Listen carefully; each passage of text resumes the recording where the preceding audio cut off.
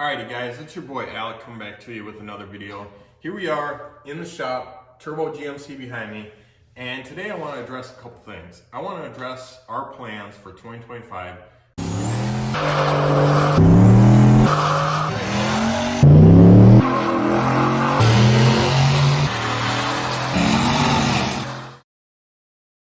Where this truck sits with being on the channel, and also what its purpose is now that we have another project on the channel, the Coyote F-150 regular cab short bed. And I'm not going to tell you all the plans with that truck because this video is going to be about this one, but where this thing fits into the fleet now that we have that truck. Where does this truck fit into the fleet now that we have the Coyote? And I don't exactly know where it fits in the fleet. I still am content with having both regular cab short beds. I still love this truck. This still has a special spot in my heart because of how much work I put into this truck, chopping it in half, welding the frame back together, you know, doing the engine, transmission, everything on this truck. It holds a very special spot in my heart for how much work that I've put into this vehicle. It was, of course, the main reason why I started a YouTube channel, was to share stuff with this truck. So right now it's not going anywhere. The one thing I'll tell you is that towards the end of the season, I tried to turn this thing up considerably more than what we were doing at the beginning of the season. I got a little greedy, wanted to fine tune some stuff, and I learned that the On3 turbo kit that's on this truck is not something that you are able to push into the higher horsepower, close to 4 digits, you know, getting up into the 800-900 horsepower range. It's not a very good kit at all. And it's not a very good kit for doing anything like that. So towards the end of the season, we had serious boost creep issues. After we put the intercooler on, we were able to flow so much air into the engine, we weren't able to get it out quick enough. The On3 kit is not large enough. The wastegate is not big enough. The wastegate priority sucks. And so overall, the On3 kit, we have completely outgrown it. And so that is the first thing that's going to change for 2025. I have put a deposit down on the Huron Speed T6 group purchase. And so we are going to be upsizing the hot side on this thing to a T6. We're going to be going with either an 88 93 or an 88 102, 103 turbocharger. Of course, the heater's on.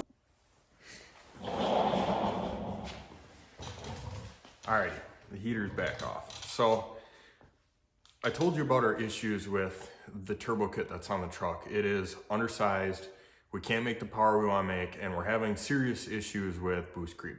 So like I said, we're going T6 turbo. I have not officially decided on turbo size, but that is our biggest change for 2025, is going T6. Now, the other big changes for 2025 are the fact that we need to fix a couple issues that we never got to fix this year.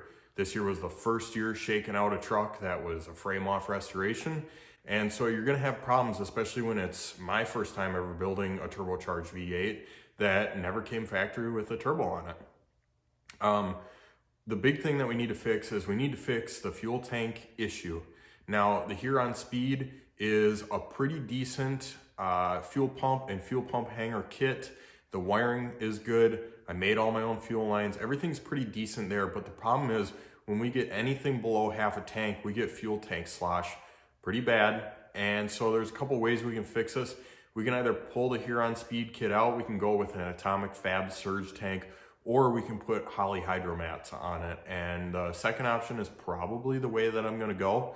Unless Richard Wayne at Atomic Fab ends up sending me or helping me out with surge tank. Unfortunately, they are very expensive. They're like $1,600, and so I can shell out $400 for hydromats and be done, or maybe I can pull out the fuel pump hanger and sell that and then buy a surge tank. I haven't fully decided yet. So the other thing that we need to fix for 2025 is we need to get this truck and its knock sensors working. So I originally planned on pulling the intake off at some point this summer and getting the paint off of the knock sensor pedestal to make sure that they could work, and I never got to it. So we'll be pulling the intake off, and we will be doing that sometime around when we do the turbo kit. or the hot side on the turbo kit, just because we'll be in the engine bay to do that stuff. The other thing that comes along with that is, well, we got the turbo kit all off, we can get the spark plugs out really easily. I just want to do a quick compression test and make sure that the engine is still healthy and happy. If I have an issue, I kind of want to know about it instead of just grenading this thing and paying for the consequences later. And you might notice a trend here. I'm trying to make this vehicle a little bit more reliable, and I can't say that it was unreliable. So I don't necessarily know if I need to make it more reliable, but I need to make it more dependable in the fact that more things need to work on it. And there's a big reason for that. We have officially signed up and been accepted for SICK Summer, the drag and drive in the Midwest. So we will be doing SICK Summer 2025 with this truck. And so that's like a 700-800 mile road trip to 5 tracks in the Midwest. So we'll be going from Wisconsin to Illinois to Iowa and back to Illinois. So we're gonna be taking this thing on a drag and drive, which I'm super excited about. My wife Taylor and I are going to be piloting this vehicle on the drag and drive, and I think it's gonna be a ton of fun. So with us announcing that, we also need to make a trailer hitch for the truck, or I can buy a hitch for it, but because of weight reasons, I kind of don't want to buy a Curt hitch for it. I have one on the white GMC. It works perfect, but it's heavy. So I kind of want to make my own that's kind of meant for towing a very light trailer. And so we need to make that. Also, I need to decide if I want to run 10s or not. If I decide I want to run 10s, we need to talk with some people about getting a roll cage in this truck. So there's a lot of things I have not fully decided on. Some of it's budgeting. Some of it's the fact that I want to do this stuff, and I personally want to do this stuff. But YouTube has not been as successful as I would like it. And that's not necessarily your fault watching this video, but it is the fault of YouTube and the fact that they do not cater to small channels or the growth of small channels. They got a lot of big beasts on the channel.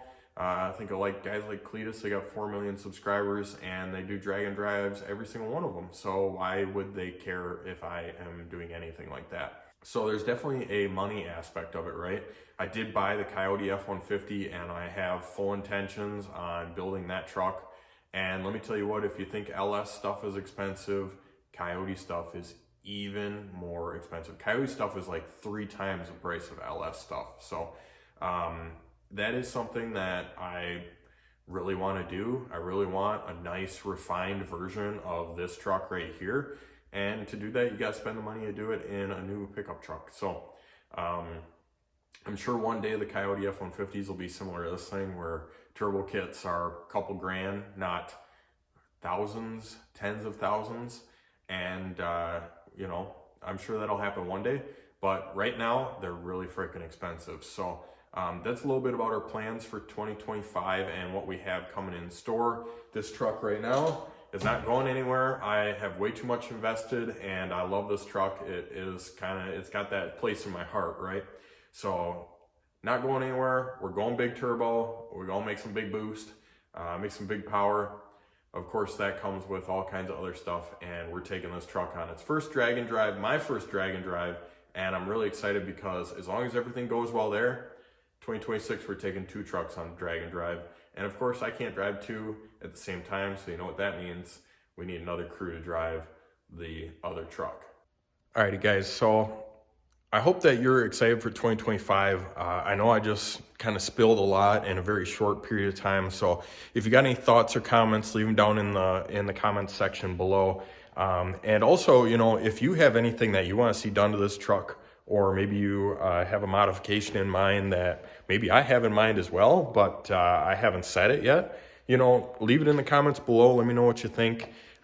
There's a lot that I would love to do to this truck that is just, you know, I have 5 pickup trucks between this, the white GMC, the Coyote F-150, the EcoBoost F-150, and my plow truck. And that's not including the vehicle that my wife drives every day. So I have a lot of 4-wheeled vehicles. And so I kind of have to, you know, pick and choose what I'm doing. It's not like I can just dump 30 grand into this. every year because I have other vehicles that I like to modify as well.